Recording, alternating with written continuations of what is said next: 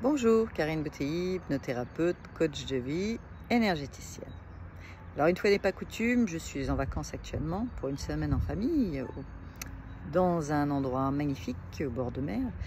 Mais je ne vous oublie pas et je décide donc de continuer aujourd'hui sur le couple et son entente en fonction de leur réservoir d'amour, d'après le livre de Gary Chapman.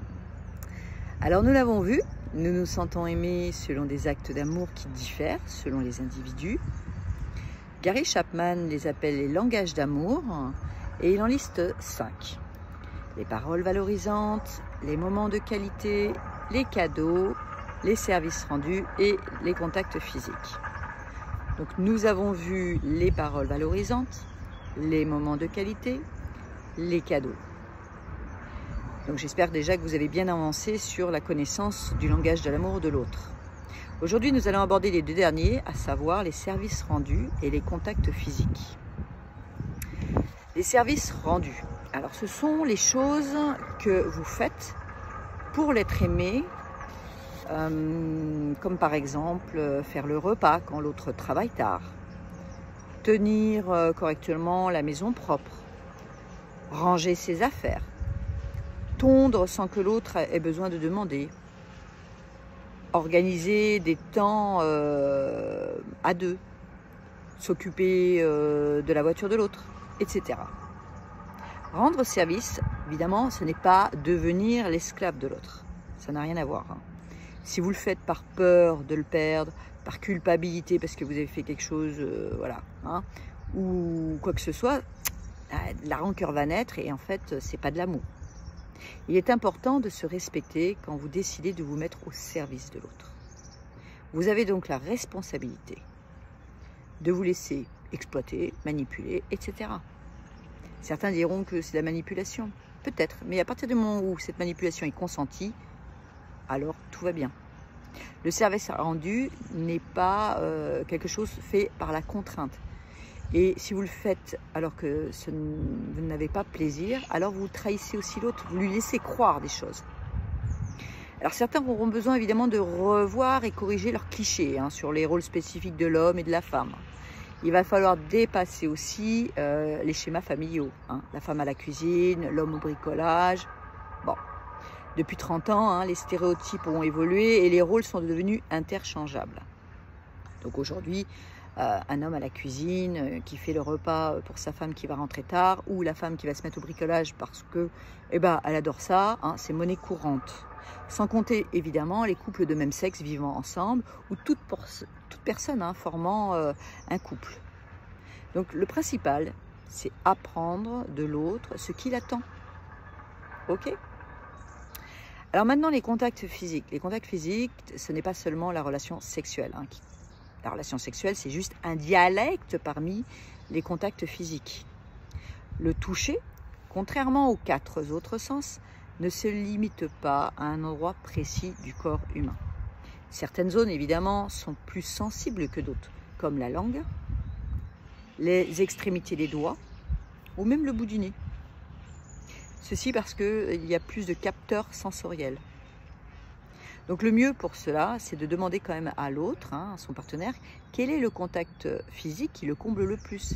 Ne faites pas en fonction de vous, de votre préférence et aussi quand vous l'avez décidé. Apprendre le langage d'amour physique de l'autre, c'est se mettre à son écoute. D'accord ? Parce que si vous faites en fonction de vous, certains contacts peuvent devenir désagréables, voire irritants. Et si vous insistez, vous allez conduire direct au rejet. Donc le toucher amoureux, lui, il peut être de différentes façons. Il peut être explicite, comme par exemple un massage du dos et des préliminaires, ok, ou plus subtil, léger, comme poser sa main sur la main de l'autre lors du repas, ou juste le prendre tendrement par derrière dans la cuisine, voyez. Donc le toucher intentionnel nécessite un peu de temps quand même, consacré à l'autre, afin de découvrir ce qu'il aime. Certaines personnes n'aiment absolument pas être touchées et ne supportent ni les massages, ni tout contact physique. Ils auront évidemment à s'approprier leur propre corps. Car toucher un corps, c'est aussi toucher l'être profond de l'autre. C'est rentrer dans l'intimité des émotions. C'est aussi une façon de dire je t'aime pour certaines personnes qui ne sont pas à l'aise avec les paroles valorisantes ou le verbal tout simplement. C'est une façon de montrer son amour à l'autre. Alors évidemment, les victimes de viol auront plus de mal parfois à rentrer dans cette forme d'intimité ou de langage d'amour. Elles ont appris à mettre de la distance entre leur corps et leurs émotions. C'est donc un réapprentissage. Avoir aussi un contact physique au bon moment, comme par exemple lors d'un deuil, où l'autre prend simplement et réconforte ainsi sans rien dire, peut être un très puissant moment d'amour. C'est juste être présent et se taire. Donc je vais maintenant vous donner une liste de questions ou d'observations pour savoir quel est votre langage d'amour. Exemple, qu'ai-je souvent attendu de mon conjoint? Regardez aussi ce que vous faites pour lui, car il est fort probable que c'est ce que vous aimeriez qu'il fasse pour vous. Nous sommes miroirs, je vous le rappelle. Et dans ce que votre conjoint fait ou a omis de faire, qu'est-ce qui vous a blessé le plus? Qu'avez-vous le plus souvent réclamé à votre conjoint? Ça sera souvent le langage d'amour premier pour vous. Et comment exprimez-vous généralement votre amour, vous, parmi ces 5 langages, à votre conjoint? Donc, voyez pour vous et mettez-vous ensuite dans la peau de votre partenaire et demandez-vous quel serait son langage à première vue par l'observation. Et ensuite, échangez entre vous ce que vous avez trouvé.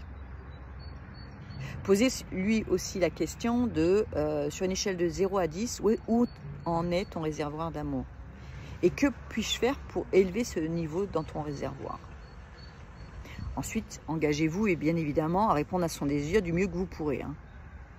Et inversez les rôles. D'accord? Afin que chacun ait l'occasion de connaître le niveau émotionnel de l'autre et puisse remplir son réservoir d'amour. Faites cela pendant 3 semaines et vous verrez, vous ne pourrez plus vous en passer, car il stimule vraiment l'expression de l'amour conjugal. Vous savez, l'amour, en fait, résulte d'une décision. Ai-je envie de sauver mon couple? Ai-je envie vraiment d'aimer l'autre? Est-ce que je suis bien? Voilà. Quand nous sommes animés, évidemment, d'animosité, de reproches, etc., de critiques, on n'est pas dans le langage d'amour. Donc, il nous arrive tous, évidemment, de prendre parfois de mauvaises décisions, de dire de mauvais mots. Mais on n'est pas obligé de répéter les mêmes erreurs. Nous avons toujours le libre arbitre de changer et d'évoluer. Et nous pouvons tous dire, écoute, voilà, je regrette vraiment ce que j'ai dit ou ce que j'ai fait. Mais je souhaite sincèrement agir différemment dans l'avenir. Je veux t'aimer, te le dire dans le langage que tu comprends et je m'engage à répondre à tes besoins affectifs. Donc finalement, la satisfaction des besoins d'amour de mon conjoint est le résultat d'un libre arbitre de ma part. Je décide librement de m'engager à apprendre le langage d'amour de mon partenaire et de le combler et de faire toujours attention à ce que son réservoir d'amour soit toujours plein. Alors, bien évidemment, cette communication, cette forme de communication avec le réservoir d'amour est un jeu qui s'entretient à deux. Si l'un des partenaires ne veut pas faire d'efforts pour comprendre l'autre, il y aura forcément des conséquences tôt ou tard. La difficulté pour vous va résider à apprendre évidemment de l'autre son langage. Et cela même si, enfant, finalement, vous n'avez pas reçu une forme d'amour dans votre langage. Alors, des pistes de réflexion, c'est de vous poser la question de savoir déjà si vous vous êtes senti déjà aimé par vos parents. Et comment ils vous témoignaient cet amour, principalement.